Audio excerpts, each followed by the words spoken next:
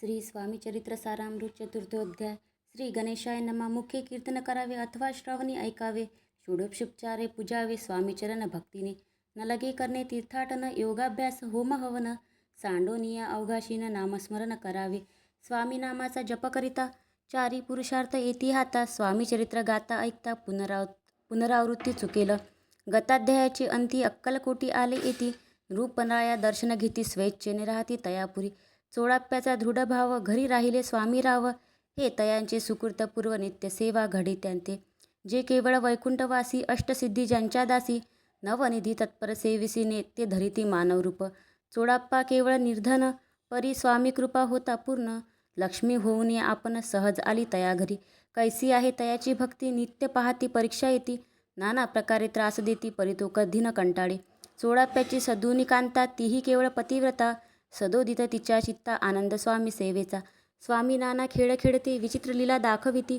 नगरवासी जनांची भक्ती दिवसेंदिवस दृढ जडली. स्वामी केवळ ईश्वरमूर्ती देशोदेशी झाली ख्याती. बहुत लोक दर्शना येती कामना चित्ती धरुनी. कोणी संपत्ती कारणे कोणी मागती संताने. भावे म्हणून या लग्न येती दूर देशाहुनी. शरीर भोगे कष्टले संसार तापे तप्त झाले. मायामय पसारा ते फसले ऐसे आले कित्येक. सर्वांसी कल्पद्रुमा समान होऊनी कामना करीती पूर्ण. भक्त काजास्तव अवतीर्ण मानवरूपे झाले. भक्त अंतरी जे जे इच्छिती ते ते यतिराज पुरविती. दृढचरणी जयांची भक्ती त्यांसी होती कल्पतरू. जे का निंदक कुटील तया शास्ते केवळ. नास्तिकांप्रती तत्काळ योगशासन करिताती. महिमा वाढला विशेष कित्येक करू लागले द्वेष.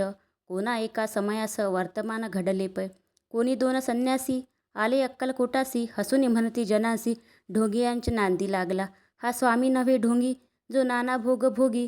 साधू लक्षण याचे अंगी कोणते हो वसत असे. काय तुम्हा वेडा लागले वंदिता ढोंग्याची पाऊले. यांत स्वार्थना परमार्थ मिळे फसला तुम्ही अवघे. ऐसे तयाने निंदिले समर्थांनी अंतरी जाणले.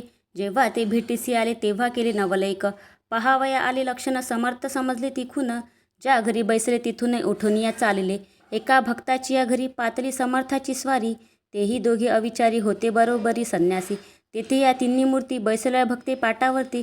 श्री स्वामी आपुले चित्ती चमत्कार म्हणती करू आता. दर्शनेच्छु जन असंख्यात पातळी तेथे क्षणार्धात. समाज दाटला बहुत एकची गर्दी झाली. दर्शने घेऊनी चरणांचे मंगलनाम गर्जती वाचे.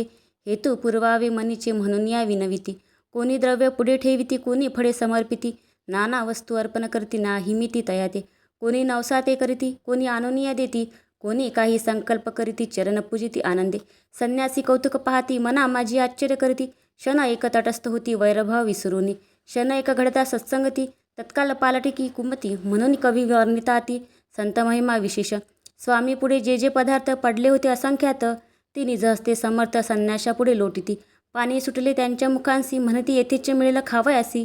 आज सारा दिवस उपवासी जीव अमुचा कळवळला. मोडली जनांची गर्दी तो येऊनी सेवे करी. संन्याशापुढल्या नानापरी वस्तू नेऊ लागले. तेव्हा एका क्षणार्धात द्रव्य दिकसारे नेत. संन्यासी मनी झुरत व्याकुळ होत भुकेने. समर्थांनी त्या दिवशी स्पर्श न केला अन्नोदकासी. सूर्य जाता असता चढासी तेथून या उठले. दोघे संन्यासी त्या दिवशी राहिले केवळ उपवासी.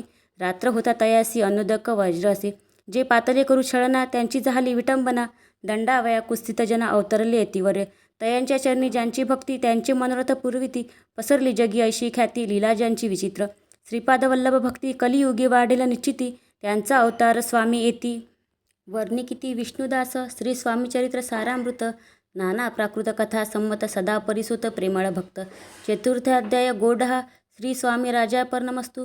श्रीरस्तु शुभम भवती. श्री स्वामी समर्थ.